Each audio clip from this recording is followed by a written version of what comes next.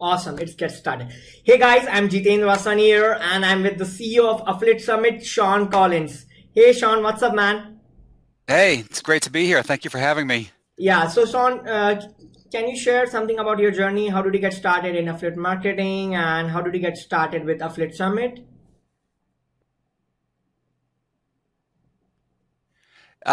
So it's at this point, I'm in my 20th year as an affiliate marketer. Wow. I had an Amazon affiliate in 1997, and and then I was looking for new work. I was working in magazine publishing, and I was sort of Mm-hmm. unhappy with that. So I was looking for something new. I answered an ad in the newspaper for a job at a new startup. They were trying to emulate Amazon, but for medical books. It was a company called Okay. MedSite, and Wow. so I joined on with them. And I had no background at all in affiliate marketing because it was so new, but I knew a couple of the terms from the Amazon program. So in my interview, I just Wow. was able to throw out some different words just about affiliate marketing, and so that was enough for them. They hired me on to run their affiliate program, and so Wow. I that was my entry into it. And since there were no blogs, podcasts, anything, I had to make things up on how to do things. And so it was a Awesome. struggle even trying to sell the concept to people because I was just contacting medical schools trying to get them as my affiliates, but Wow. nobody ever heard of affiliates. Yeah. So it was difficult, but I did that and a number of other affiliate management roles over the years. And then in 2003, I was at a conference called Affiliate Force. It was on a cruise Okay. ship out of Miami, Florida, Wow. and it was really focused on the party instead of the content there, and that frustrated me because they couldn't get serious companies there. They couldn't get like the big brands. Yeah. And so I just written a book called Successful Affiliate Marketing for Merchants. It's all about managing affiliate programs. Okay. And I had a pretty responsive list. I was referring a lot of the people who were attending this conference. And I tried to give some ideas to the person running it, and he just didn't want to hear it. Okay. And I met who's been my business partner all these years, Missy Ward. I met her on this Okay. Yeah. same cruise, and she was helping with travel and different things. And she gave this guy Wow. ideas, and he didn't want to hear it from her either. So I guess in May of 2003, I called her and asked her if we wanted to try to start a conference ourselves. Oh, that's And amazing. it, Yeah. it, it didn't make any sense because we had no event planning experience and we had no money to invest. So we Okay. literally just had enough money to get the domain and just scrap it all together. But we just got Wow. started there with just really zero budget, zero experience, and we just had to make up how to do things and just be very efficient and very cheap at first, Right. and Right. just called in a lot of favors to make it happen. Wow. So when you started this affiliate summit, so what were the problems you faced to get sponsors, to get people to your events? So can you share something about that, please? Well, I guess the one thing was since I had a pretty good email list I'd built from writing a book, I was able to tap into a lot of these people and get them to come there as speakers and sponsors and even volunteering to help with registration and just Awesome. do all of the back stuff. But so that's something that where both my partner Missy and I were never really interested in sales. We hate doing sales. So we constructed the whole conference based on our frustrations with other companies where if you wanted to go buy a booth at a conference, they would usually make you get on the phone and Yes. talk to them. They try to upsell you. And we Yes. found that was sort of a frustrating experience because Okay. especially since people are coming from all over, like these days, people are coming from 70 countries to Affiliate Summit in Yes. virtually every time zone. So they don't want to have to conform to a phone call Yeah. during like the New York City times. And Yes. so we made it self-service so people could just go in there anytime, 7 days a week and just buy their booth or their sponsorship. And Yeah. so that worked out really well for us. So we've never had a Mm. sales team, and we just made it as easy as possible with as little friction for people to give us money. Wow. Wow. So in the beginning, you were facing some kind of problems, but you somehow you find solutions and you give the best out in the market, right? Yeah. Yeah, and I think one of our big strengths was that we didn't have the knowledge of the official way to do things Official way.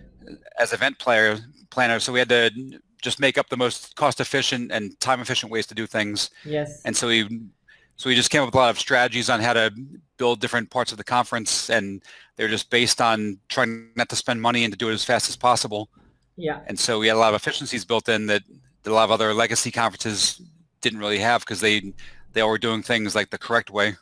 Yes. I see. I see.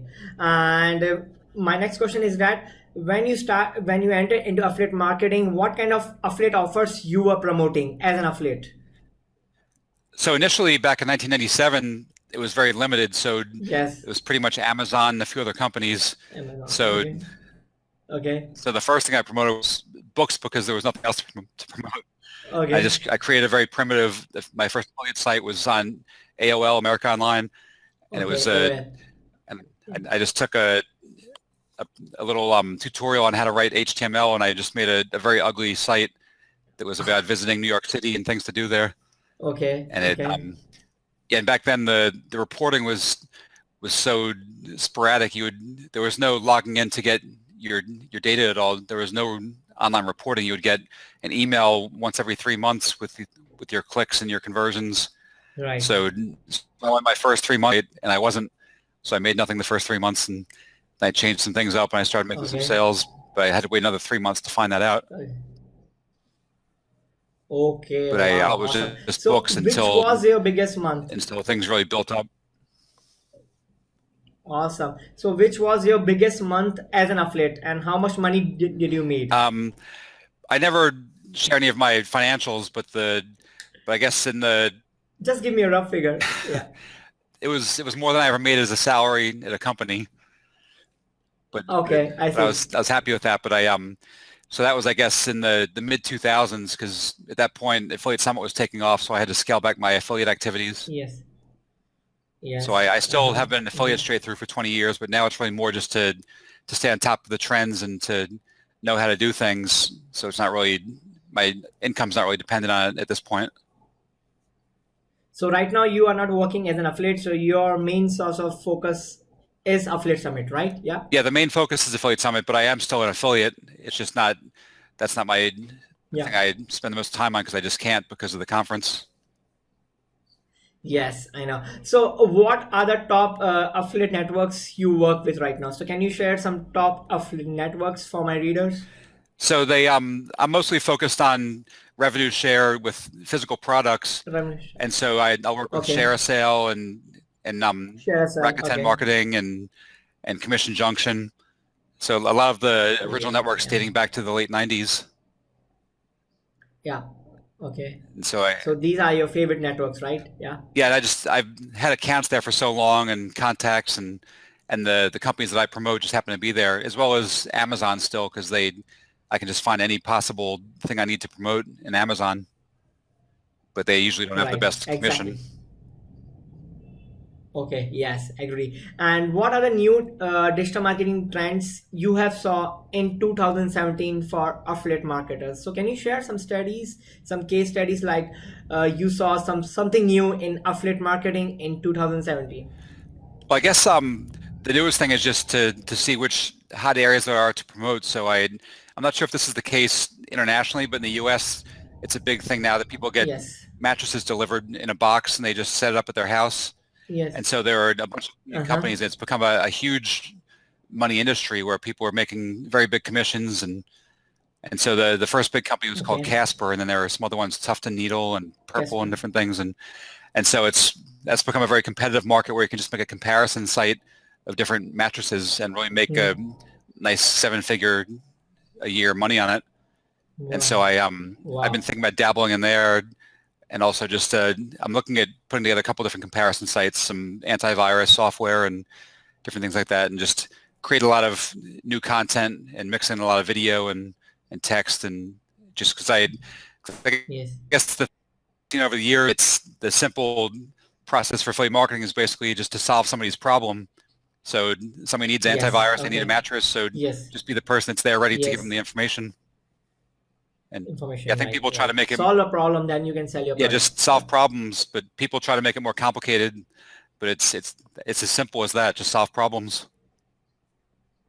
So you were also into blogging, so in 2000, right? I think I started in about 2003 or 2004. I've been on WordPress for quite a while, but before that I was on Movable Type. WordPress, yeah. I don't know if you ever heard Okay, Movable Type or remember, but it was another okay. platform back then. But it was a lot more hands-on. We had to mess around with the code and everything. And WordPress makes it so much easier and quicker. Yeah, WordPress is very easy. Yeah, Agree. So you prefer WordPress for blogging, right? Yeah. Yeah, well, I prefer WordPress for all sites. So we moved over the affiliatesummit.com site to WordPress, I guess probably 7 or so years Yes. ago. And so it makes it, Yeah. because it used to be, the original site, I hand coded it in HTML, and it was just, our employees didn't know how to go in there and edit things. So WordPress makes it a lot easier. Right. So I don't have to go in there and make every little change. Yes, WordPress makes your job a lot of easier. Yes, agree. So my next question is that what are your marketing channels to promote Affiliate Summit? So you use Facebook, Instagram for marketing your summit? Yeah, so Facebook is really big for the Facebook ads, and then to a way Okay. lesser degree, Instagram and Google AdWords. And then we have a magazine that's only available in print in the U.S. called Feedfront, and you can get it Oh, digitally around the world, Feedfront. feedfront.com. But we have a list of about Okay. 45,000 people who get that quarterly. So that's a great Okay. promotional item for us. Then we also just create a lot of content, a lot of videos. So we put all of our past conference sessions on YouTube. So at youtube.com/affiliate Okay. summit. Yes. So we have over 10 years of sessions, so hundreds and hundreds of hours, and they all have our logo on there and a link to come back to our site. Okay. So people are able to I sample the see. content. And so we put it up pretty quick, about 6 months after the conference. So so I you can, see. I see. if you go Ah, if you go to YouTube and look for us there, you can see even all of the sessions that we had in Las Vegas this past January. All of those are up there, 40 or past so January, right. videos. Right. So you do Affiliate Summit twice a year, right? Yeah. So we have been doing it twice a year for many years, but now we're expanding. We're going to be going to London in February. We've been in the U.S. Wow. and we're going to London, and we're looking at other countries to visit now because we just got purchased back in July on events, and so they're enabling us Okay. to go international. Awesome. Wow. Awesome. Awesome. So Shawn, how do you manage so much of work that you having so many conferences? So how do you balance? How do you keep a balance between your professional life and personal life? Um, I guess I used to pride myself on working like all get any sleep, but I realized that it just wasn't that satisfying. Just not having, like, I have 4 children. I just wasn't seeing my family enough, Oh. and so I made a move. I was in the New York City area. I moved to a city called Austin, Texas, where it's a slower pace and just a lot more Mm-hmm. outdoors. People are out on hiking trails and bikes and boats and things. And I just found a nice balance there where I stopped working till 3 in the morning. I'd stop at 6 p.m. at night, and Okay. I would work like a 10, 12-hour day, but I would get everything I need to get done. Okay. And I started taking time off to have a long lunch with friends, Your or just family. I wouldn't sit at my desk if I didn't have urgent work. I would knock it all out as fast and enjoy myself, enjoy life. Okay. And I know some people talk about like a 4 hour work week. I think that's a silly myth, but I don't think you have to be at your desk Yeah, for 100 hours either. it's not possible to 4 hour work. Yes, 4 hour work is very less because when you are doing your business and you need to devote a lot of time to your work, it's not easy to run a business. Because I'm doing this from past 3 years. To run a business is very difficult. Yeah. Yeah, and even when I go off for recreational time, if I'm on a boat or something, I always have my phone with me, and I'm very Yes. fanatical about being at inbox zero, and then Yes. I Yes. never, like, I go off and I play a lot, but I never really stop working. I'm checking in constantly as well. Yeah, same with me because whenever I go, I just keep this with my hand always. It's there. Whenever I'm on vacation, my phone is with me always. Yeah, Yeah, it's very to important. me it's sort of soothing and relaxing to keep on Yes, top of things. of course. So Sean, what are your favorite social media tools you use right now for your business? So I use Hootsuite mostly so that I can post Hootsuite, yeah. to LinkedIn and Facebook and Twitter, and I can monitor all the different terms and things. So I just use that on the desktop. So Hootsuite. I have 2 monitors, and I have one dedicated to Hootsuite, so I can always see what's going on and react to people and respond right away. Awesome. Awesome. That's great. And what are your favorite affiliate blogs do you read? Do you follow any bloggers, affiliate marketers, and their blogs? Do you want to share some names out there? Yeah, I guess the blog landscape has gotten a lot smaller over the years. People are putting content on Okay. LinkedIn or Facebook and different places. But there's a woman named Trisha Okay. Meyer, and her blog, I believe it's trisha.me, tricia.me, And then Okay. I like johnchow.com and John Chow. Yeah. yeah, and shoemoney.com. They put a lot of good Sure. information there. Okay. Wow, yes, because they share a lot of information related to make money online, affiliate marketing. I do follow all of them. John Chow, he's my favorite. Yeah, it's true. Yeah, and both of those Yeah. guys, I get to see them twice a year at Affiliate Summit, so it's great to catch up with them and hear what their latest things are in person. Yes, I know. So, how do you choose speakers for Affiliate Summit? So, what are the criterias you have for choosing a speaker? So we years ago we decided to. Oh, sorry about that. You froze for a second. We Sorry. decided years ago to anybody can submit a proposal to speak, and then we just put it up to a vote with the public as well as our advisory board, and so we just sort of crowds come and speak. And because for the first few years I would pick all the speakers, but I was concerned that I was maybe didn't have enough of maybe tunnel vision. I was picking topics that I Yes. cared about, but they weren't broadly interesting. And also it was difficult because I had a lot of friends in the industry, and sometimes they might not be good speakers. But it was difficult saying no Yes, to them. agree. Yeah. So now we have Yes. everybody else voting on it, and so we get Yes, I the see. best speakers according to what the crowds think. Yeah, you have Sayed Balki also, right? The Yeah, guy he's from he's Optin wonderful. The Monster. information he shares. Great. Yes, he's cool. He's cool. I know. So, what kind of email marketing tools you guys using on Affiliate Summit? So for over 10 years we've used Aweber, and that's Aweber. Okay. yeah. So there might be better tools out now, but we started with them in our early days, and it still works out well for us. We do all of our solo Yes. emails. We have a weekly newsletter that just pulls from all of our blog posts automatically, so Right. it's fully Okay. hands off, so that makes it nice and easy. But Aweber has been Yes. doing the It's job for very. us. Yes. I know. Aweber is my favorite also. Right. Yeah. So you guys use Optin Monster for lead generation? So so after seeing Syed talk about it, I signed up for it, but I'm embarrassed to say that I never really explored it and took advantage of it. So I Okay. keep Awesome. looking at the newsletters and Yes. meaning to take it forward. Yeah, yeah, I see. Because I follow Sayed Balki also because his blog is really good to know more information about WordPress and issues related to WordPress. So Sayed Balki shares a lot of good information on his blog, right? Yeah.